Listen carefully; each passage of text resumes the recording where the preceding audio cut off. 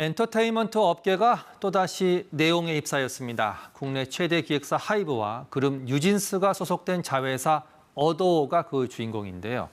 경영권 탈취 시도다, 내부 고발에 따른 보복이다. 양쪽의 주장이 부딪히면서 주가도 연일 출렁이고 있습니다. 이번 사태 김원식 문화평론가와 자세히 분석해 보겠습니다. 어서 오십시오. 네, 안녕하십니까. 이번 사태를 좀 들여다보려면 하이브와 어도어의 관계, 이것부터 좀 알아봐야 될 것 같은데 이게 레이블이라고 부르잖아요. 네. 이게 정확히 어떤 시스템입니까? 그렇습니다. 이 본사와 레이블 이런 이제 단어들이 많이 나오게 되는데요. 레이블은 쉽게 말씀드리면 음반사라고 생각을 하시면 되겠습니다. 그런데 지금 이제 그림에서도 보여지듯이 레이블이 여러 개입니다. 이거를 이제 멀티 레이블이라고 이렇게 얘기를 합니다.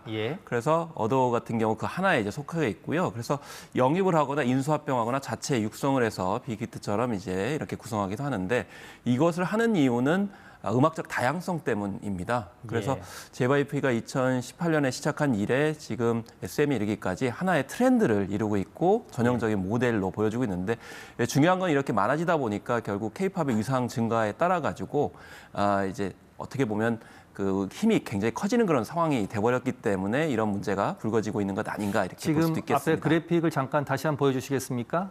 그러면 지금 뉴진스는 어도어에 들어있는 거고요. 지금 문제가 논란이 되고 있는 아일리, 빌리프랩에 있는 거고, 방탄소년단은 빅히트 뮤직, 각각의 레이블에 있는 건데, 근데 지금 하이브가 자회사인 어도어를 대상으로 감사에 착수한 게 이번 사태의 시작입니다. 그러면 하이브는 왜 감사에 착수를 했습니까? 감사에 착수한 이유는 어도어 측이 경영권 탈취 시도를 했다. 그래서 그 증거로 내세운 것이 외부 투자 유치 시도를 했고 특히 사모펀드 등에 타진을 했다. 그래서 비밀 유지 계약서 등을 유출했다는 것까지 지적을 하고 있습니다.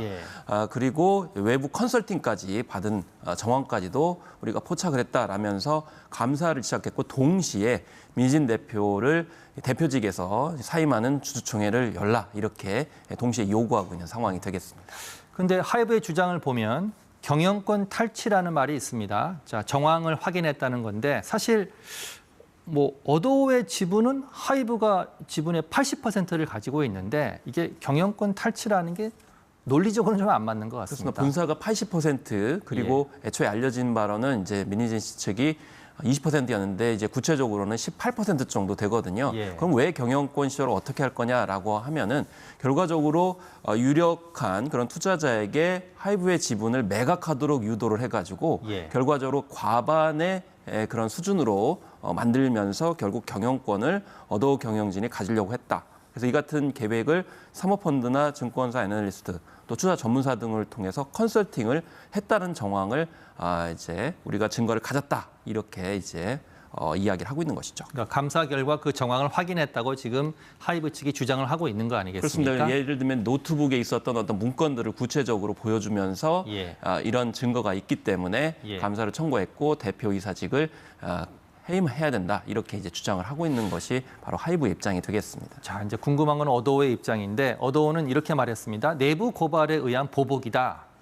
이건 어떤 얘기입니까? 그래서 뉴진스의 그런 컨셉을 아일리시라고 하는 앞서서 이제 레이블 중에 하나였던 빌리브랩에서 도용을 했다.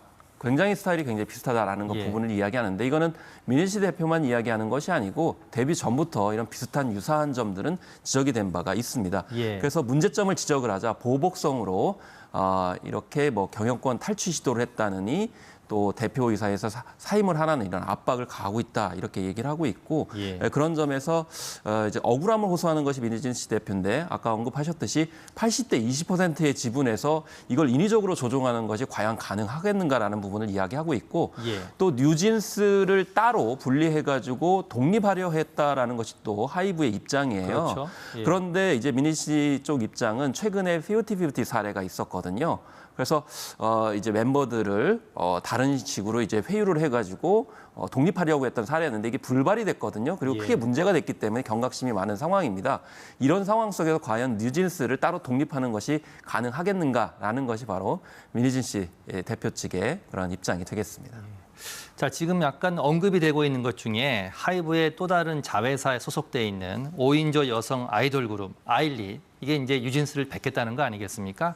이게 이제 어도 측의 주장인데 이게 자회사 하이브라는 큰 회사의 자회사에 각각 있는 두 개의 그룹입니다. 네. 이게 베꼈다는 주장이 음악계에서는 좀 어떻게 평가되고 있습니까? 일단 중요한 것은 지금 현재 대세고 K-팝의 특징이라고 할 수 있는 멀티 레이블의 이제 정체성을 생각하시면 되겠습니다. 예. 그래서 멀티 레이블을 만든 이유가 음악적 다양성 때문인 거거든요. 예. 근데 이제 베꼈느냐 표절 여부를 떠나가지고 처음부터 좀 비슷하다는 느낌들이 있었어요. 물론 완전히 똑같은 건 아니고 오히려 이제 에일리시 좀 더 어린 컨셉을 가지고 있습니다.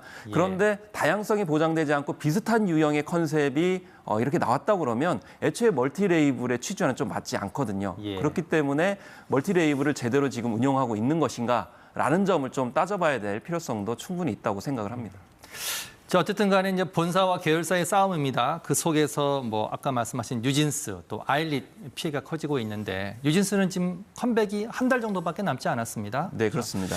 이 사태를 좀 어떻게 해결해야 될 것으로 일단 생각하십니까? 뉴진스 같은 경우에는 이제 계약 일정들이 있기 때문에 위약금을 생각했을 때 예정대로 컴백을 할 거라고 보고요. 예. 만약에 이렇게 중간에 어떤 레이블의 수장들이나 이제 정체성이 바뀌게 되면 뉴진스의 어떤 장기적인 측면도 좀 위축이 될 가능성이 충분히 있다고 생각을 합니다. 예. 중요한 건 지금 K-팝의 위상이 굉장히 커지다 보니까 자회사들의 영향력이 굉장히 커질 수밖에 없는 그런 측면이고 예. 그렇기 때문에 멀티 레이블이 음악적 다양성과 미래 비전을 위해서 시도를 했습니다마는 이런 것들을 잘 경영이 어루만지지 않으면 이 같은 사태들이 또 반복될 수가 있기 때문에 주의해야 될 것 같다는 생각이 듭니다. 특히 K-팝 같은 경우는 음악적 자율성과 독립성을 굉장히 중요시하거든요.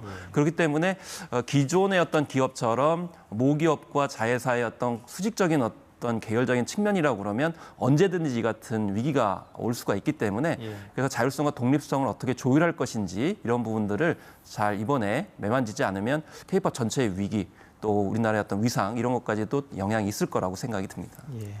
하이브의 주가가 이틀 연속 출렁거렸습니다. 시장에서는 좀 우려를 나타내고 있는데 잘 논의가 됐으면 좋겠습니다. 네. 오늘은 여기까지 듣겠습니다. 김원식 문화평론가였습니다. 고맙습니다. 네, 감사합니다.